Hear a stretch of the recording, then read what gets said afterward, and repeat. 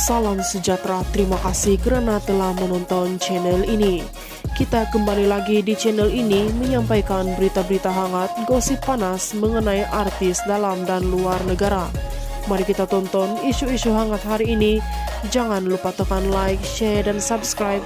Dan jangan lupa juga tekan tombol lonceng agar Anda tidak ketinggalan dengan berita-berita hangat yang selanjutnya dalam channel ini. Salam sejahtera, kita bertemu lagi di channel ini dengan satu lagi kenyataan di mana Samsul dan Ira Kazar tertekan punca fail saman terhadap Jawi. Pengarah filem Samsul Yusuf berhasrat menarik balik saman difailkan terhadap pegawai penyiasat dan pengarah Jabatan Agama Islam Wilayah Persekutuan serta Majlis Agama Islam Wilayah Persekutuan yang didakwanya menyebarkan fakta aib mengenai hubungannya dengan Ira Kazar kepada ibunya Datin Fatimah Ismail. Perkara itu disahkan ketika Adnan Seman yang mewakili Majlis Agama Islam Wilayah Persekutuan ketika dihubungi media selepas pengurusan kes di hadapan Timbalan Pendaftar Mahkamah Tinggi di sini Aisyah Falina Abdullah hari ini. Mahkamah menetapkan 13 Julai ini untuk pengurusan kes, katanya lagi. Dalam kenyataan tuntutannya, Samsul memfailkan saman terhadap pihak berkuasa agama itu atas alasan menyebarkan fakta aib dan memalukan kepada ibunya berhubung kenyataan istri keduanya ketika itu, Fahira Fatini atau lebih dikenali sebagai Ira Kazar, yang dipanggil memberi keterangan kepada Jawi pada Ogos tahun lalu. Samsul atau nama sebenarnya Muhammad Samsul Muhammad Yusuf selaku plaintiff mengambil tindakan undang-undang itu melalui Tetuan Az-Zahir Suraini dan Azizan Arif dengan menamakan pegawai hal ehwal Islam ini di bagian penguat kuasa Jawi Muhammad Haris Abdullah, pengarah Jawi Datuk Muhammad Ajib Ismail dan sebagai defendant pertama hingga ketiga.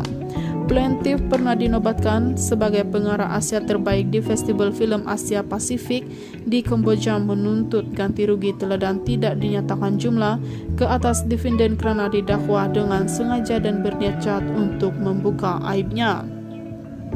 Dia juga memohon deklarasi gambar penyataan yang mengandungi nama Samsul dan Ira Kazar separuh tanda tangan, dan pernyataan bertulis adalah satu keterangan yang diambil oleh defendant itu atau agennya tertakluk kepada Akta Rahasia Rasmi 1972 dan undang-undang yang berkaitan. Samsul juga memohon deklarasi gambar pernyataan itu yang dirakam oleh defendant atau agen adalah dokumen dalam kawalan mereka. Ia termasuk deklarasi penyebaran gambar pernyataan itu dibuat oleh defendant atau agen.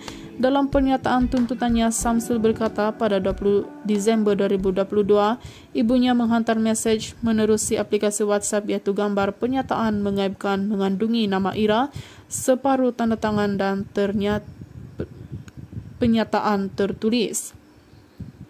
Mengikut dokumen yang diperolehi, gambar pernyataan itu mengandungi fakta mengaibkan dan memalukannya disebar kepada ibunya.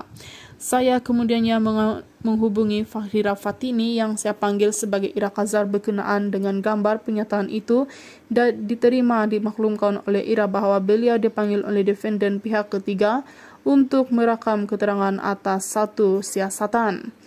Ia berdasarkan satu laporan yang dipercayai dibuat oleh istri saya ketika itu, Putri Sarah Liana Megat Kamarudin, dan pernyataan itu dirakam oleh defendant pertama Muhammad Haris yang Ira Kazar percaya adalah pegawai penyiasat dalam siasatan itu.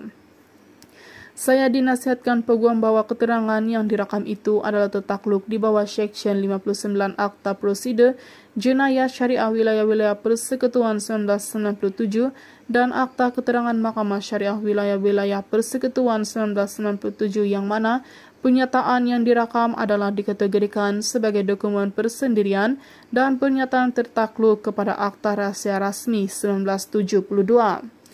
Ira kemudiannya membuat laporan polis pada 23 Desember tahun lalu, kata Samsul Yusuf. Akibat penyebaran fakta aib itu, Samsul berkata beliau dimarahi oleh ibunya dengan kata-kata yang mengguris perasaan selain mengalami tekanan perasaan dan akan memberi keterangan lanjut ketika perbicaraan kelak. Katanya tindakan defendant atau agen mengaibkan dan memburukan imej, nama serta reputasinya selaku pelakon dan pengarah filem terkenal. Tambahan lagi, ia menambahkan tertekan perasaan atau stres plaintiff apabila diberitahu oleh Ira bahwa gambar penyataan bertulis itu direka dan ditokok tambah oleh defendant pertama dan ejen kerana ia bukanlah keterangan yang diberikan oleh Ira, katanya lagi. Itu saja info hari ini. Sekian dan terima kasih.